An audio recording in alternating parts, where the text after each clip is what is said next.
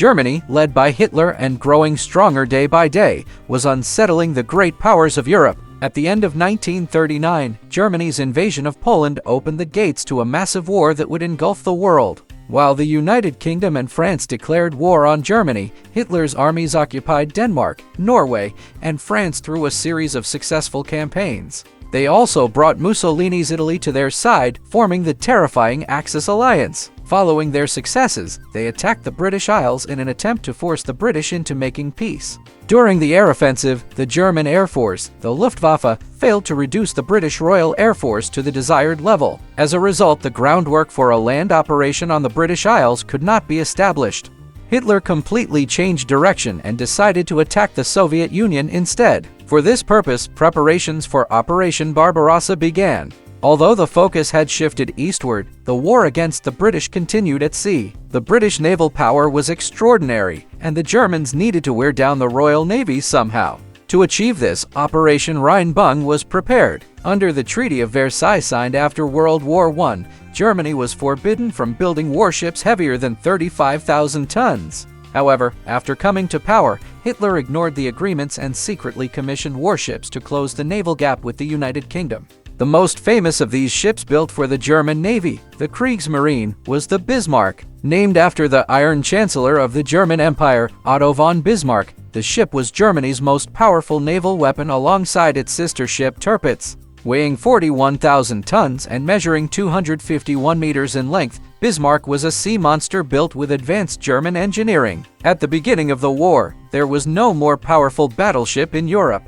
Its construction began in 1935, and it entered service in February 1939. Bismarck was selected for Operation Rheinbung, which the Germans had been preparing for. The objective of the operation was to enter the Atlantic Ocean and paralyze the activities of the British merchant fleet. This would cut off support coming from the United States and disrupt the balance of the British Navy. The British would be forced to assign some of their battleships to protect convoys, allowing German ships and submarine raiders to operate more freely. If Bismarck managed to break into the Atlantic, it would cost Britain dearly.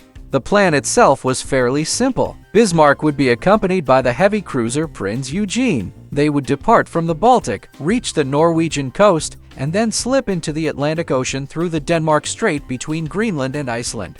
Meanwhile, the British had deciphered German communications by cracking the Enigma code machine, an electromechanical device capable of generating codes through rotating mechanisms, and they learned the date of Bismarck's departure. On May 18, 1941, the cruiser Prinz Eugen departed from Gotenhafen. Under the command of Admiral G. Enther L. Jens, Bismarck left the naval base a day later to follow her. The two ships reached Bergen on the Norwegian coast on May 21st. There, they refueled before setting sail once again. On May 23rd, the British cruisers HMS Norfolk and HMS Suffolk detected the German ships passing through the Denmark Strait. Very close to the area, the British battleship HMS Prince of Wales and the battlecruiser HMS Hood, under the command of Sir L. Holland, were steaming at full speed toward the German vessels. They were planning to block the Germans' path. Hood was a World War I-era ship that had been in service since 1918, carrying a worn-out hull. For the British, it had become a symbol of invincibility.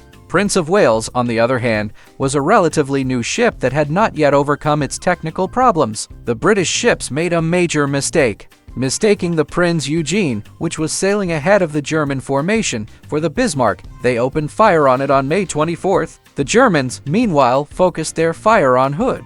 Salvo after salvo was exchanged between the two sides. Although the British realized they were targeting the wrong ship and changed tactics, they were unable to defeat the German monsters. Bismarck fired its fifth salvo, and the 4,800-ton Hood exploded within seconds, instantly killing 1,418 sailors. Split in two, Hood disappeared in the blink of an eye, leaving behind only a massive cloud of smoke. Prince of Wales was left alone against the German ships, whose fire was becoming increasingly accurate. After taking two salvos from Bismarck and one from Prinz Eugen, Prince of Wales withdrew from the battle.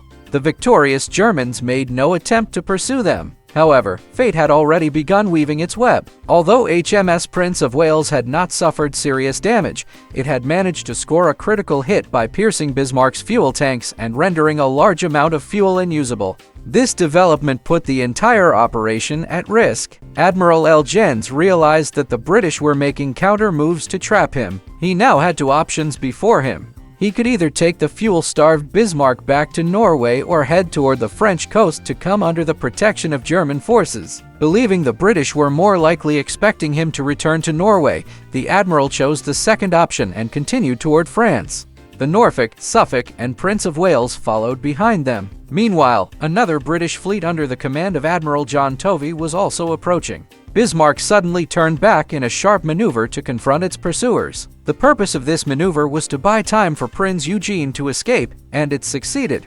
While Bismarck's maneuver delayed the British ships, Prince Eugene managed to escape pursuit and head toward France. With its fuel running dangerously low, it was now almost impossible for Bismarck to sail across the Atlantic and complete its mission. It needed to reach the port of Brest immediately. The crew trusted the sea monster they were aboard and believed success was still possible. However, there was one thing the crew of Bismarck did not know: nearly the entire British fleet was hunting them. On May 24, 1941, Swordfish torpedo bombers launched from the aircraft carrier HMS Victorious attacked Bismarck. Carried out under heavy defensive fire and poor weather conditions, the attack scored a non-critical hit on Bismarck. It was not only ships pursuing Bismarck, but aircraft as well. On the morning of May 25th, the British lost track of Bismarck once again. Bismarck first turned rapidly westward. Then it headed north before finally turning southeast at full speed. It had successfully escaped the radar of the British ships. Having lost the massive ship in their hands, the British dispersed their warships and began searching for Bismarck.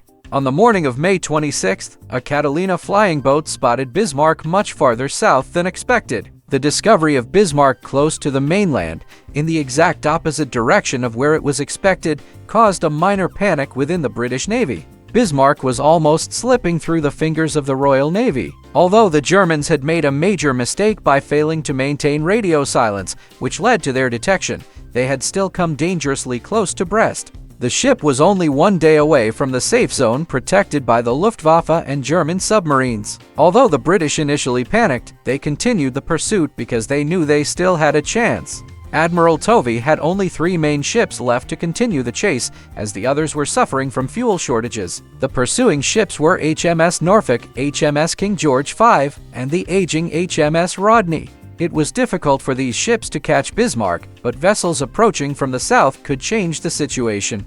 Stationed at Gibraltar, Admiral Somerville set sail northward with a fleet consisting of the aircraft carrier HMS Ark Royal, the battlecruiser HMS Renown, and the light cruiser HMS Sheffield as soon as he learned Bismarck's position. Swordfish torpedo bombers launched from Ark Royal accidentally attacked their own ship, HMS Sheffield. The second wave of Swordfish aircraft correctly identified the target and attacked Bismarck with torpedoes. The Swordfish scored 3 hits. One of those hits caused the damage that would seal the ship's fate. The torpedo that struck the stern jammed the ship's steering mechanism, causing it to circle endlessly and making escape impossible. The wounded Bismarck was now waiting for its inevitable end. On the morning of May 27, 1941, the battleships HMS Rodney and HMS King George V, under Admiral Tovey's command, arrived and opened fire on Bismarck. Unable to maneuver, Bismarck nevertheless began returning fire since its guns were still operational. Accurate fire could not be expected from a drifting ship with its rudder locked. It was a hopeless struggle.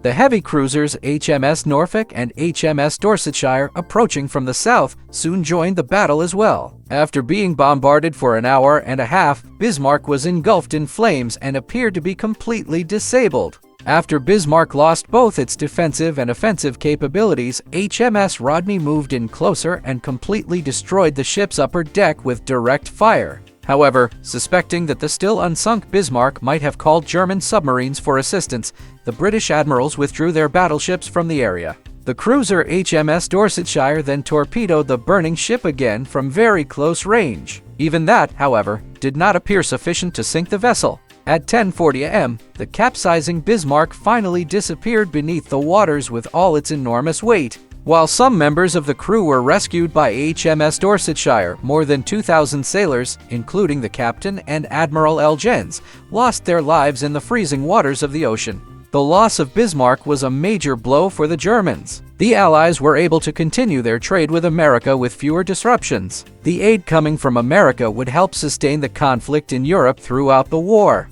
On the other hand, the Germans abandoned the idea of using large battleships to disrupt Allied activity in the Atlantic Ocean and instead decided to rely on submarines, known as Unterseeboots, for this mission. Although Bismarck's journey across the Atlantic Ocean was short-lived, it has remained one of the most famous naval battles of World War II to this day.